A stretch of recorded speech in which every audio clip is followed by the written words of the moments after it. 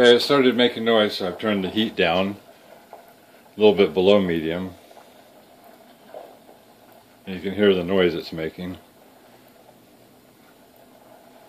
So I'm going to let it go like this for a little bit and see if it starts boiling up. It should, because we'll probably have to end up turning the heat down a little bit more.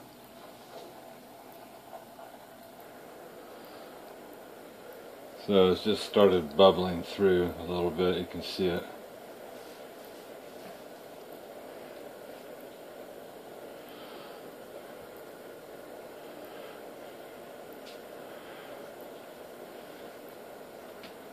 I want it to be doing a little bit more than it's doing right now, but it'll work its way up there pretty soon.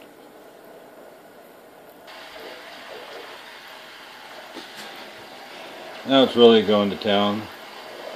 I'll probably turn it down a little bit because it's going to be splashing out here pretty soon, so just a little below medium, turn it down just a little bit more. Usually when I adjust it, I don't adjust it very much at a time. It takes a while for it to catch up with what you're doing.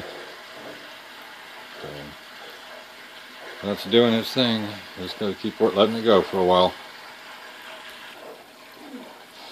Yeah, I think the video should show the moisture coming off of this.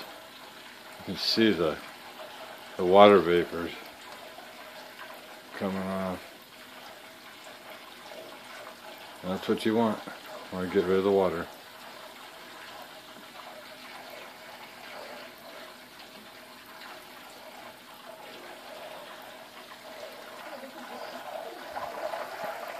Okay, I'm back to check on it, and this looks like it's going a little too fast. You don't want it to burn, so I'm going to turn this down.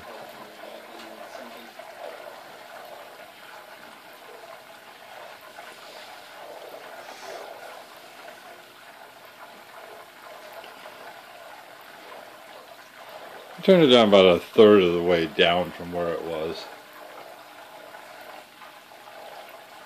I'm going to go a little bit more. I'm halfway down from where it was. A lot of times you end up with it just barely even on it part of the process. So we'll check back. We've been doing this for about 13 minutes so far since I started it very first little bubble.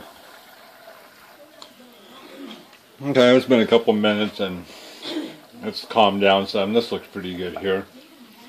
And if you can see right there where that came up, big blob just came up the side. And that's why this taller pan is so nice for this. This is ultimately what we do with the ghee, is to infuse some hash into it and make these cookies.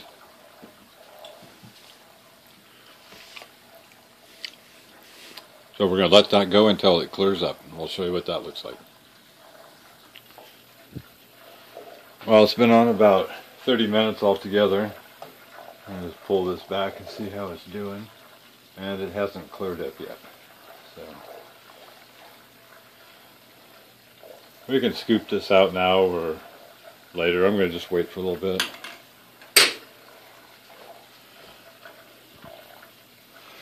Oh, and yeah, this has been going about 30 minutes now. I'm going to scrape some of this foam off the top.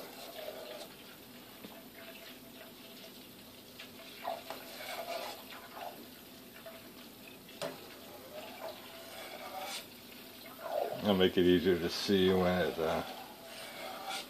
clears up. And it's got to come off anyway. Well, actually it's already clearing up. I don't know if you can see down in there, but I'll move it over in a minute. Perfect timing.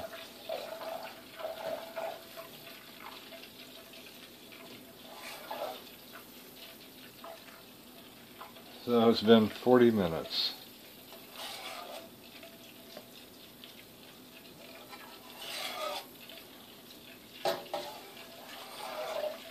You don't have to get every bit of this out because you're going to filter it through some, well, some people use cheesecloth, but we like What's that stuff called? Flour sack. Yeah, flour sack.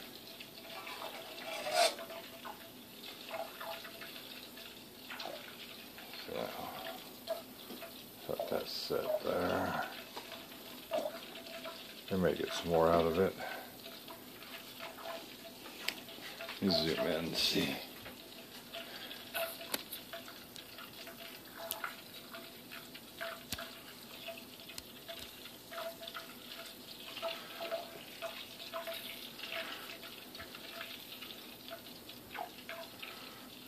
Well, I don't know if you can see it on this, but you can see the bottom of the pan now.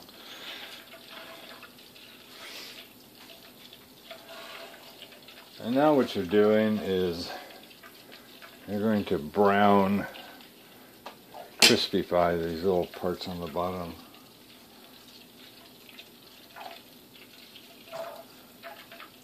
I think it's kind of protein.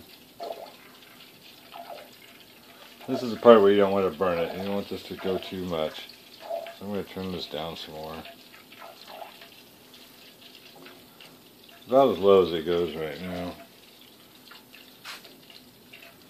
I'm going to go ahead and scoop that out here so I can see in there a little bit better.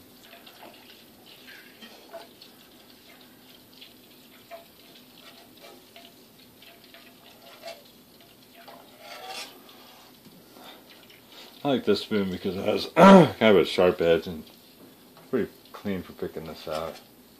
You don't end up with any of the ghee in there. Not wasting a lot.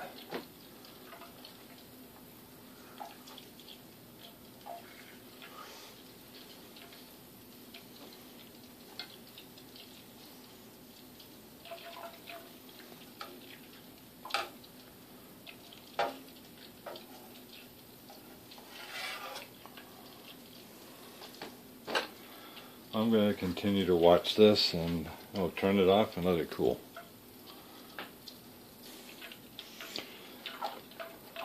Well, this has been going another 10 minutes. Pull back some of these bubbles and look and see.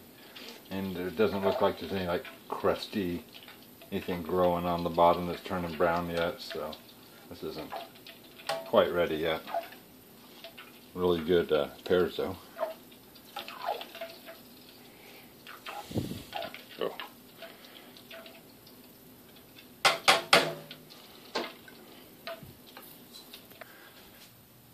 So this is done. Look down the side, it looks a little brown down the bottom.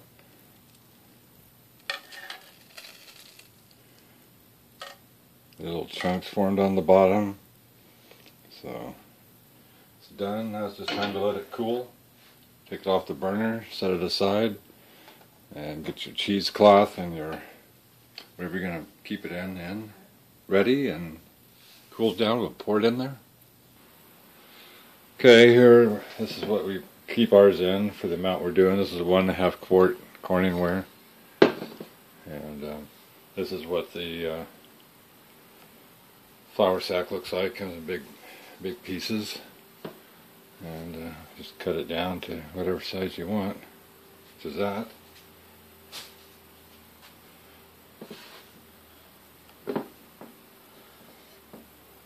I just want to make sure it's clean in here. Yeah, it's clean. Okay. I just took this elastic band and put this in. It's a little dangerous. You gotta watch out for it. One of these days I'll sew it or do something with it. But at least this way I can always put it on something else if I wanted to, change the size. I like to stretch it pretty tight because when you pour it in there it'll sag down some. But you don't want it going down too far to start with because then it'll be, sometimes it touches. So that looks pretty good right there. And this is what the crap was I pulled out of there. It looks like I might have taken a little bit too much because this is probably okay here, but it's not that big a deal. So, it didn't end up needing a lid either. After it's set for a little bit. Let's see, you can see how clear it is and the brown on the bottom. That's why I like using this pan too. This is not one of the good pans, but this actually is real nice. It's got a nice thick aluminum bottom on it, and gives good heat distribution for this part of the process. And not all pans will look quite that evenly distributed on the bottom with the brown stuff, but let this cool a little bit more, and then we'll pour it through there and put it in the fridge. Call it good. Okay, it's been sitting for probably half an hour, so it's cooled down. I can touch it now, and I like to keep the edge somewhere over here. That's why I like this pan, just to make sure I'm not dripping it down the side. Just pour it slowly. There's really not much contaminants on this. You know, they're all pretty much scooped off. So I was saying that they've overdone it a little bit, because you could see some good ghee on the side. But this I could have probably just poured into the pan underneath and called it good. But it doesn't always come out this clean. I usually always need the cloth. You see a little bit coming out there. That's about the most I've seen. This cloth will catch that, and this will be some really pristine ghee. Come look at it tomorrow. And if I had a lot of contaminants, I'd be moving this around like this, spreading it out. This I don't need to soak up the whole cloth with it. Just pour it gently.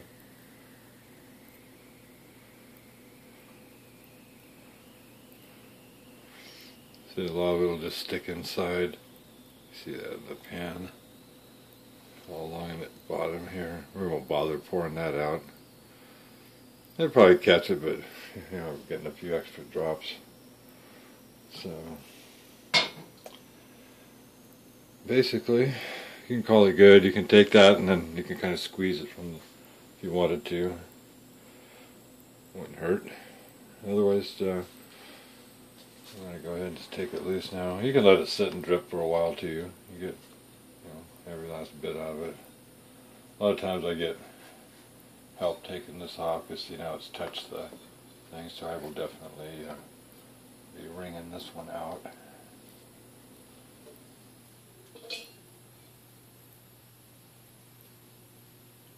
If it hadn't touched, I probably wouldn't bother. I'd draw it all up.